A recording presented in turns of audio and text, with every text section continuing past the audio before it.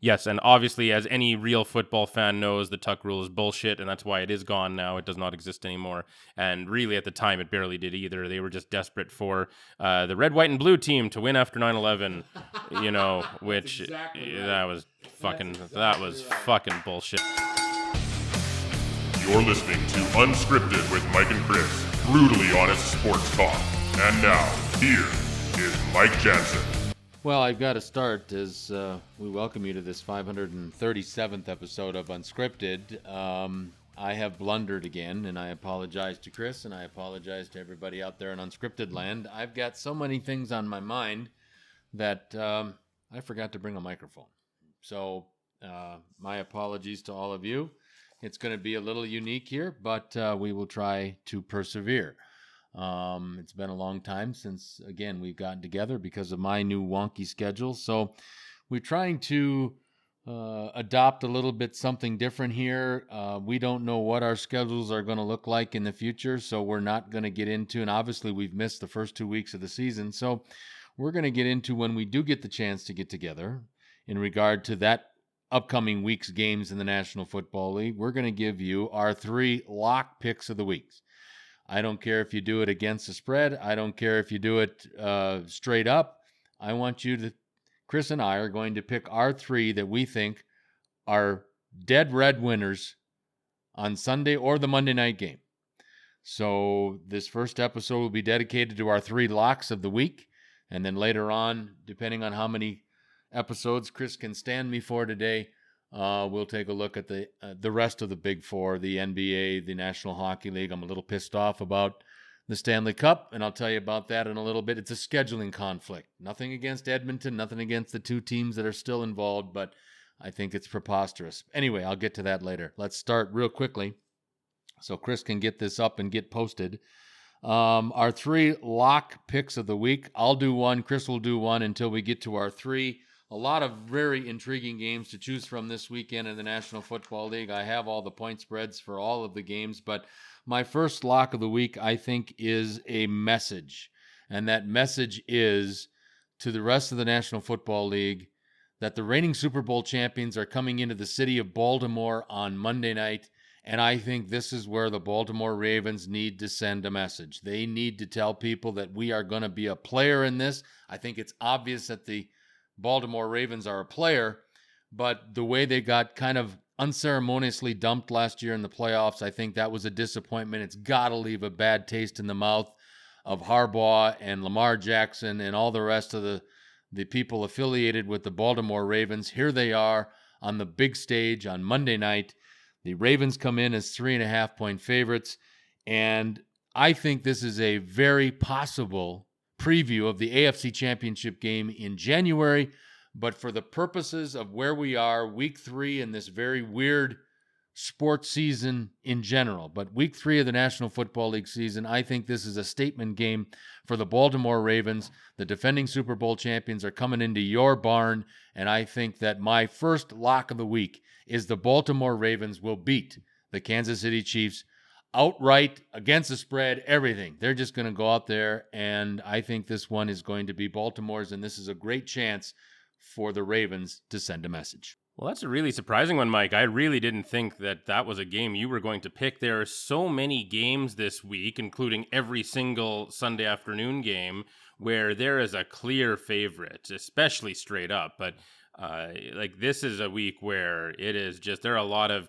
teams where you're like, I know you got to be ready for upsets, but man, there are some long shots this week at pulling the upset. And that was that was maybe the last game I thought you would pick. And you know what I've noticed is, for some reason, the professional bettors in Vegas are all over the Ravens just like you. And I would imagine, I haven't seen this for sure, but I would imagine you give the public Mahomes plus 3.5 against anybody, and they're going to jump all over that. So I'm going to assume that's where the public money is. I'm undecided on this. I mean, Kansas City's had the Ravens number. I think Mahomes is 2-0 against the Ravens, but anyway, the Ravens have not really looked good. Even their last match that I remember, it ended up being, I think, a 5-point victory, but really it was more of a blowout, and that was more garbage time. That is not a game I would pick at all. That's maybe the toughest game of the week for me to really pick. I don't really know what the pros are seeing. I guess you said it's a statement game, and maybe it is. They definitely feel wronged that they didn't make it to the Super Bowl. They didn't even get the chance to face the Chiefs in the playoffs. So yeah, that's an interesting one. Good for you for taking a pick on that one. Yeah. So you're using that one straight up and against the spread. Yep. And then because we can have 3 different ones, right? We can, right? So what I'm going to do, I'm going to go with the obvious one to start. I'm going to go with the Indianapolis Colts minus, I looked, minus 11.5 against the New York Jets. What you got there? Let's see, I've got, 11 and a hook for Indy. Yeah, 11.5, which obviously is not a key number. Even if it went up or down a little bit, doesn't really matter. The thing is, the pros in Vegas, they hate they're always looking for a close game and then like the underdog plus the points. They don't like to take, minus 11.5 because they're always garbage time and all this other stuff. But I don't see what kind of pushback you get on the New York Jets this week. They've got not only, even if they were all healthy, never mind, then they're all out. I mean, they have Darnold, who made one really nice throw last week, but other than that has clearly regressed under Adam Gase and is not a great quarterback. And frankly, if the Jets end up with the first overall pick, I think they take Trevor Lawrence and move on from Sam Darnold. And that's a great point. And at that point, you have to fire. The fact they haven't fired Gase now, and you still have Chris Johnson, the owner's son, saying, "Oh, Gase is a brilliant offensive mind." It's like, I don't know where to start with that. But anyway, I'm going to take the Colts both ways as a lock of the week because I just don't see any pushback. Even if Jameson Crowder was playing, you have your slot guy, he can take it to the house like you did last game, and but you have nothing. Like, all their guys are hurt. It's unbelievable. Much like the Niners this week, which I'm sure we'll get to at some point here, but unbelievable amounts of injuries, and I'll take the Colts both ways as a lock for both categories. Okay, my next one, I deliberated between 2 games, and I've decided to talk about the Watt Bowl, which is going to happen in Pittsburgh tomorrow. The Pittsburgh Steelers, -4, they're 4-point favorites over the visiting Houston Texans. And, I hate Houston, and I hate Bill O'Brien. And in fairness to the Texans, they have had as brutal a schedule to start their season than anybody in the National Football League. They opened on the road in Kansas City. Their home opener was the Baltimore Ravens, and now they head back out onto the road to play the Watt Bowl in Pittsburgh. And Pittsburgh is really, to me, is looking very good. Obviously, we're only 2 weeks in, but I'm getting a little tired, I got to be honest. Even though these guys are from Wisconsin, I'm getting tired of being a little bit oversaturated with Watt shit. They had a game show on TV this year, but I should get off of that. But I am getting a little tired of all the TJ Watt, the JJ Watt, the Derek Watt. I'm getting tired of it. They've got Subway commercials out where they've got their parents involved now. But back onto the field itself, I just think Pittsburgh's too good. Houston is poorly coached, and I don't know how anybody could survive that first 3 weeks, in fairness to the Houston Texans, where they play Kansas City, Baltimore, and Pittsburgh. And right now, those, to me, would look like the top 3 teams, seeded teams in the AFC.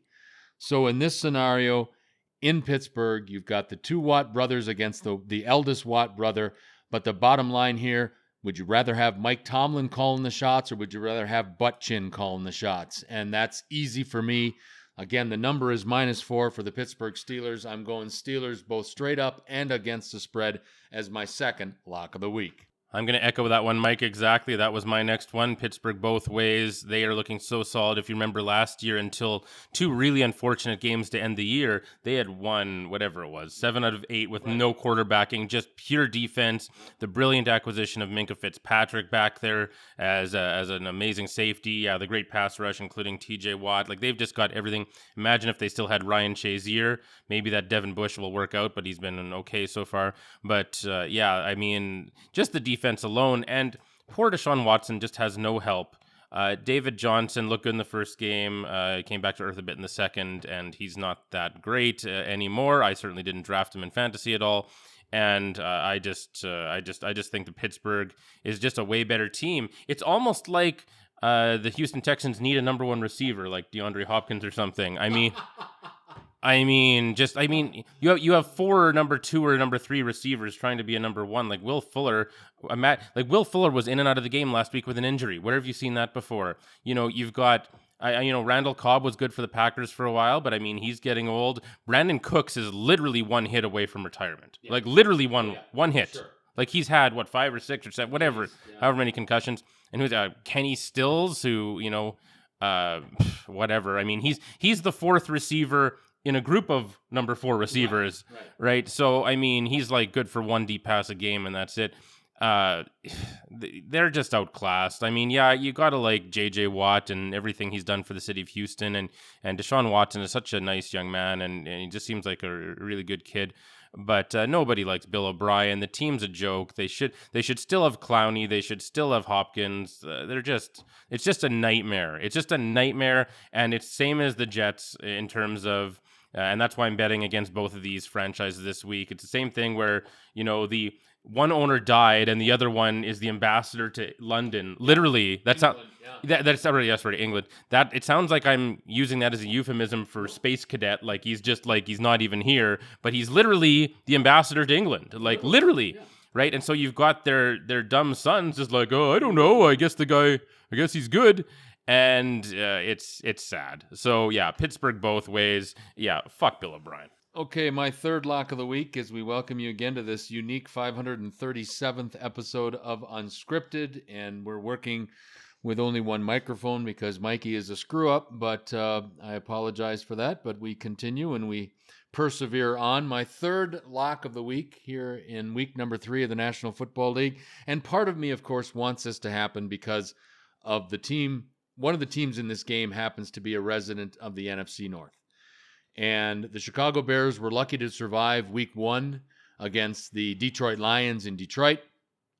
The Giants gave them a run in their home opener last week at Soldier Field in Chicago, and then they even stayed competitive, meaning the Giants, after they lost Saquon Barkley to that devastating torn ACL, which will cost him the full year. And you watch the Giants just go right now. And if you're looking for Daniel Jones to progress, it's going to be pretty difficult to do that without number 26 in your backfield. Having said all that, I believe that the Chicago Bears are very fortunate to be 2-0. And this week they're going down to Atlanta to take on the Falcons. And, this team has personified choking. This team has personified throwing opportunities away. And I don't want to go back to the Super Bowl, but I'm going to of a couple of years ago when they're up 28-3, and we know what happened when they were in the Super Bowl against the New England Patriots. Last week, they had a 20-point lead in Dallas at halftime, and they pissed that away and lost on a last-second field goal to Mike McCarthy and the Dallas Cowboys. I think Atlanta, their owner, Arthur Blank, has been very, very patient with head coach Dan Quinn, and I believe in my heart of hearts that patience is starting to, kind of get a little thin. I would think so. And I believe that this is not as much, but it is a statement game, I believe, in the locker room of the Atlanta Falcons that they need to go out and kick somebody's ass. They need to go out and get some frustration out of their system. And I think the perfect whipping boys to do that this week is the Chicago Bears. Again, I think the Bears are very fortunate to be 2-0. They just as easily could be 0-2. They still have Mitchell Trubisky at quarterback, and I believe that Atlanta is the better football team. Atlanta comes into this game as 3-point favorites. At home, I have the Falcons winning both against the spread and straight up, and this is my third lock of the week. The Atlanta Falcons will beat the Chicago Bears. Not that Mike is biased against the Chicago Bears or anything. Yeah, but I will agree with you that 2-0 record is a complete sham. Let's be honest. For anybody who was wondering how the Detroit Lions were up 3 scores, 23-6 in the fourth quarter, and blew it against Mitch Trubisky of all people, it's because Mitch Trubisky looks just fine in practice, but not in the games typically. But when all 3 of your top cornerbacks go down, all of a sudden Mitch Trubisky had no one guarding his receivers and was able to throw 3 touchdowns. And all of a sudden, everyone thinks he's good or something like that. And the Detroit Lions, I think, without all their corners going down, would have won that game in week 1. And then, of course, that was a complete farce last week. Every bounce went against the Giants, and they still had a chance to throw it in the end zone on the last play, and which would have given them the win. So the Chicago Bears are a complete sham. They are not a good team. Their O-line sucks. Their defense isn't as good as people think. They've lost so much personnel that no one pays attention to. And I appreciate what you're saying. I don't trust Atlanta either, though.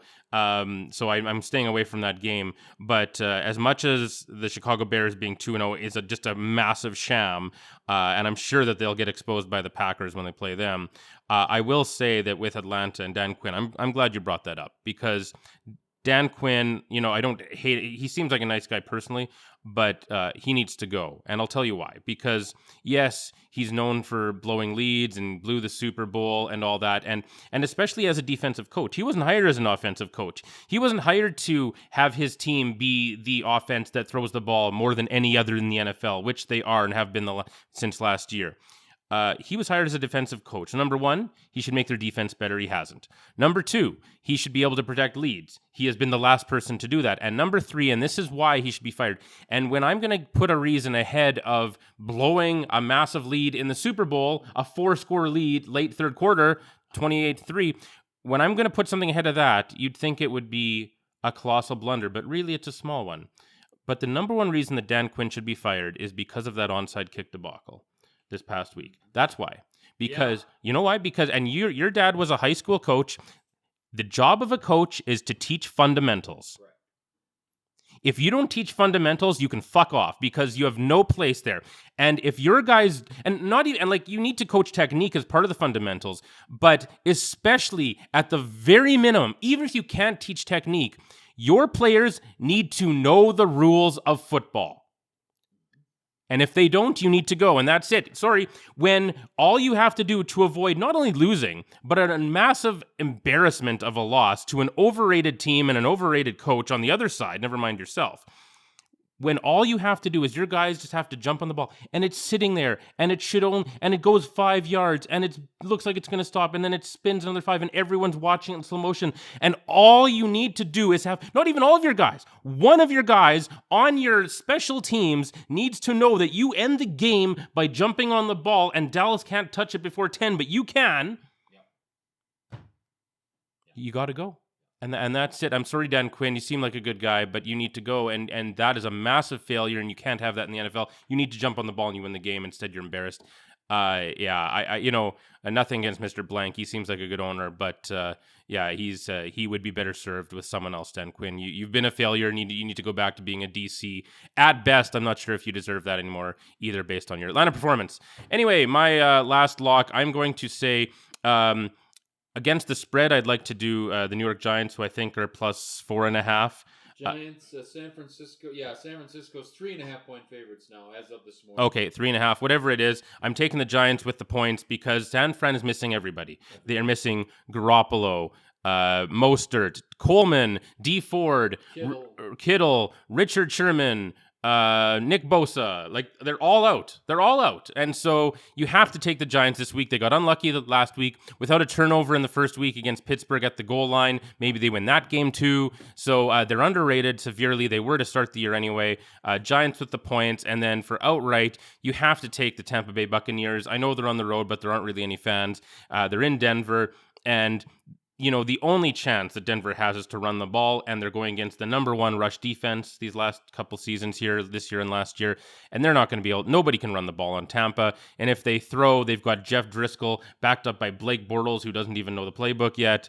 Not that he will ever. Yeah. So, I mean, you got to go with Tampa. I mean, and I'm not high on Brady at all. I think he's done, frankly, and he's being his weaknesses are mostly being hidden, although he was exposed in week 1. But even with that, Tampa's going to win the game. You can't. Denver doesn't have a chance. They just have nothing going for them. They don't even have Von Miller anymore. They don't have their quarterback. They lost Cortland Sutton, their number one receiver for the year. They're screwed too. Philip Lindsay's still out, I think. Like, they're just screwed. And Tampa all the way on that one. Well, our picks of the week then. So our locks for me: Baltimore, Pittsburgh, and Atlanta. For Chris, Indy, Pittsburgh, and then Giants plus the points. Right. Tampa as okay, there we go. So those are our 6 or 7 locks of the week, and again, a very interesting week number 3 in the National Football League season. I think the game of the week potentially could be a replay of the famous fumble game from 2001 in Foxborough, Massachusetts, between the now Las Vegas Raiders and the New England Patriots. I think that's the game.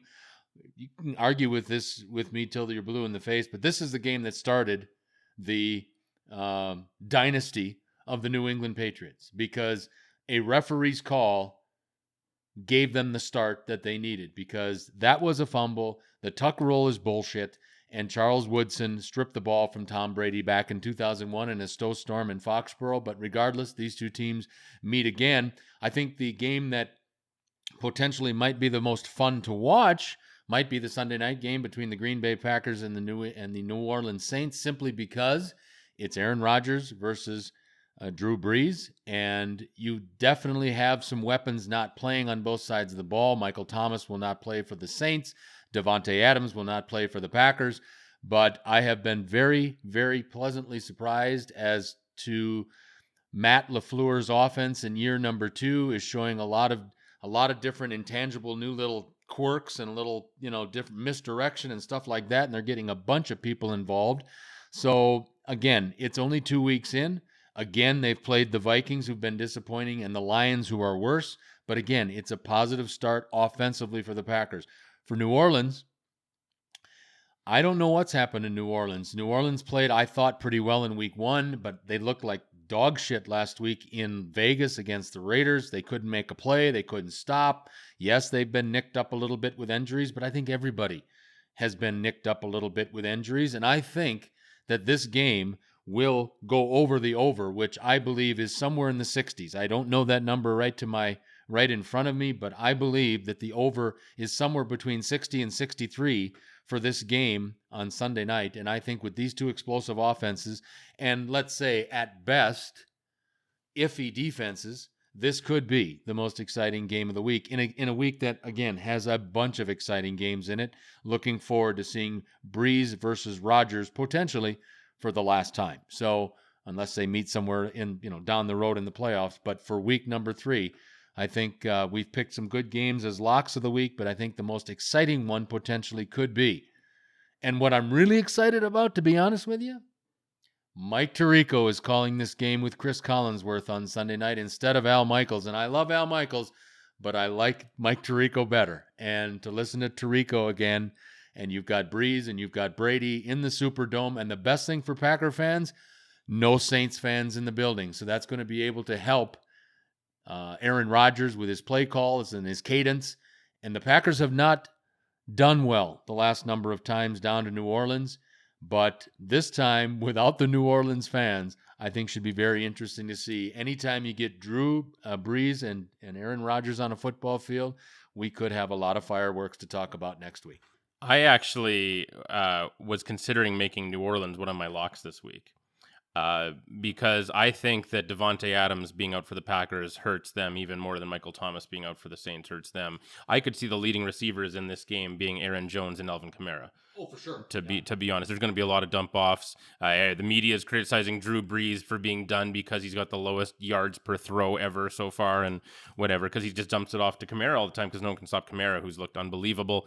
But I didn't know Mike Tirico was calling it. I was going to be watching that game no matter what anyway. But with Tirico, that's going to be exciting. I miss Tirico and Gruden. That's my favorite commentary team of all time. I would watch any Monday night game, even if I had nothing on the line, just because it was Tirico and Gruden.